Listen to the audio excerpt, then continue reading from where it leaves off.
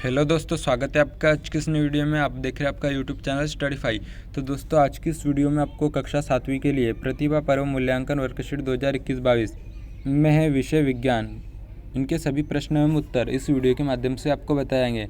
तो चलिए, वीडियो को स्टार्ट करने से पहले यदि आप हमारे चैनल पर नए हो तो आपको वीडियो के नीचे एक लाल कलर का सब्सक्राइब का बटन दिख रहा होगा, तो आपको उसको दबा देना है। तो जिससे ये होगा कि मैं जो भी नेक्स्ट वीडियो अपलोड करता हूँ तो उसकी नोटिफिकेशन आपको आपके मोबाइल में सबसे पहले मिल जाए। तो चलिए, वीडियो को स्टार्ट करते हैं। तो इसमें आपको सबसे पहले दिया है विद्यार्थी का नाम, तो यहाँ पर आपको आपका नाम लिख लेना है। फिर इसके बाद है पिता का नाम, तो यहाँ आपको आपके पापा का नाम लिखना है। फिर इसके बाद शाला का नाम, तो यहाँ पर शाला का नाम लिखना है।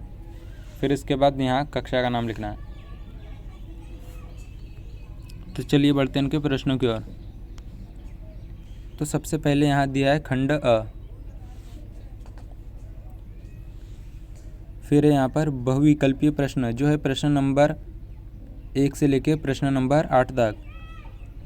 फिर है निर्देश, प्रश्न को पढ़कर नीचे दिए विकल्पों में से सही विकल्प चुनकर लिखिए। तो यहाँ पर पहला विकल्प है निम्न में से कौन सा परिवर्तन उत्क्रमित किया जा सकता है। तो इसका आंसर आ जाएगा बर्फ का पिघलना। फिर इसके बाद प्रश्न नंबर 2, एकांक समय में किसी वस्तु द्वारा चली गई दूरी को क्या कहते हैं। तो इसका आंसर आ जाएगा चाल। तो ये आंसर आपको यहाँ से देखकर लिख लेना है। फिर इसके बाद आता है प्रश्न नंबर 3, सही विकल्प का चयन कीजिए। तो यहाँ आपको यहाँ पहले में आंसर लिख देना है रतौंधी, दूसरे में लिखना है बेरी बेरी, तीसरे में लिखना है स्कर्वी और चौथे में लिखना है रिकेटस। तो आपको इस प्रकार ये आंसर यहाँ से देखकर लिख लेना है। फिर इसके बाद प्रश्न नंबर 4, आपके घर के बगीचे में बहुत सारे पेड़ पौधे हैं। उन पेड़ पौधे से गिरने वाली पत्तियां के निपटान के लिए सर्वोत्तम तरीका कौन सा है। तो इसका आंसर हो जाएगा पत्तियों को एकत्र करके गड्ढे में डालकर कंपोस्ट बनाएंगे।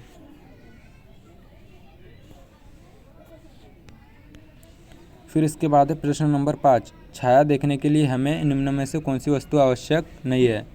तो इसका आंसर हो जाएगा प्रकाश के मार्ग में पारदर्शी वस्तु। तो ये आंसर आपको ऐसा कि ऐसा यहाँ से देखकर लिख लेना है।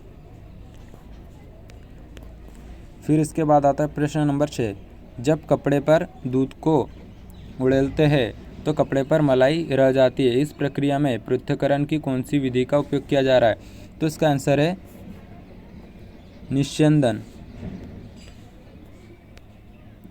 फिर इसके बाद क्वेश्चन नंबर 7, किसी व्यक्ति की लंबाई 1.25 मीटर है, व्यक्ति की लंबाई सेंटीमीटर में क्या होगी। तो इसका आंसर आ जाएगा 125 सेंटीमीटर। तो ये आंसर आपको यहाँ से देखकर लिख लेना है।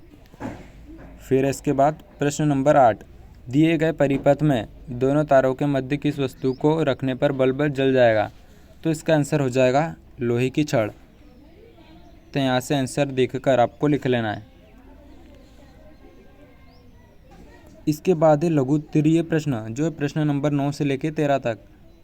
फिर इसके बाद प्रश्न नंबर 9, मूसला जड़ व रेशेदार जड़ में 2 अंतर लिखिए।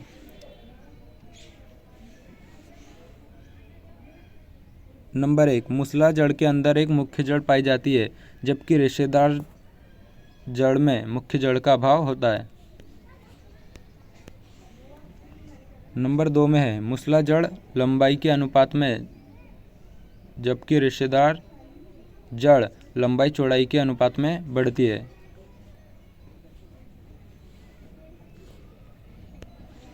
फिर इसके बाद प्रश्न नंबर 10, विद्युत मिस्त्री द्वारा उपयोग किए गए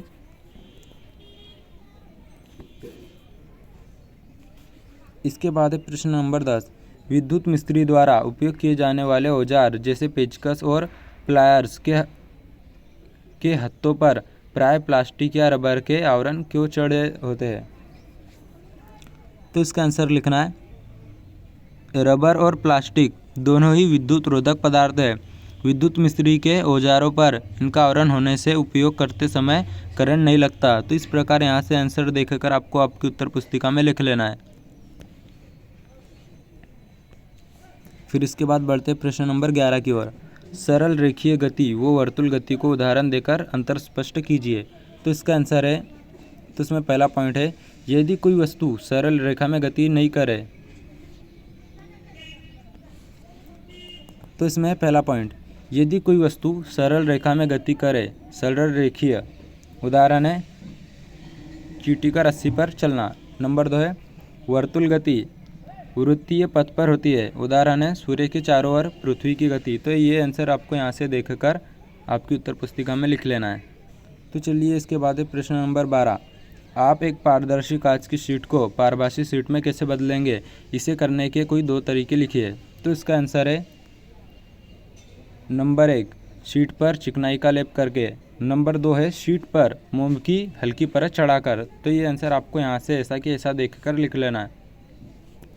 फिर इसके बाद प्रश्न नंबर 13, दैनिक जीवन में पृथक्करण के लिए हम निस्यंदन विधि का उपयोग कहाँ कहाँ करते हैं, उदाहरण देकर समझाइए।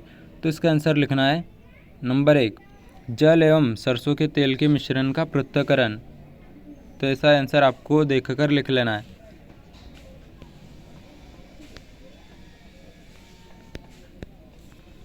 फिर है इसके बाद दीर्घ उत्तरीय प्रश्न, जो है प्रश्न क्रमांक 14 से लेकर 16 तक। तो यहाँ पर है प्रश्न क्रमांक 14, किसी पुष्प का नामांकित चित्र बनाकर उसके विभिन्न भागों का वर्णन कीजिए।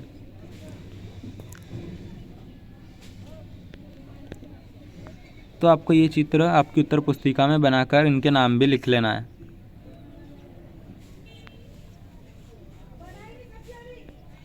फिर इसके बाद लिखना है नंबर 1 परागकोश, परागकोश में परागकण पाए जाते हैं।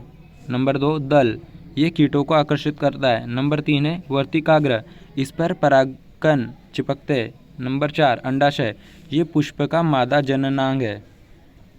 तो दोस्तों आपको ये पेपर के अलावा किसी और भी पेपर का आंसर चाहिए तो इसके लिए आपको वीडियो के नीचे एक लाल कलर का सब्सक्राइब का बटन दिख रहा होगा, तो आपको उसको दबा देना है। तो जिससे ये होगा कि जो भी मैं नेक्स्ट वीडियो अपलोड करता हूँ तो उसकी नोटिफिकेशन आपको आपके मोबाइल पर सबसे पहले मिल जाए। तो दोस्तों वीडियो अच्छी लगी हो तो वीडियो को लाइक करें, चैनल को सब्सक्राइब करें। धन्यवाद।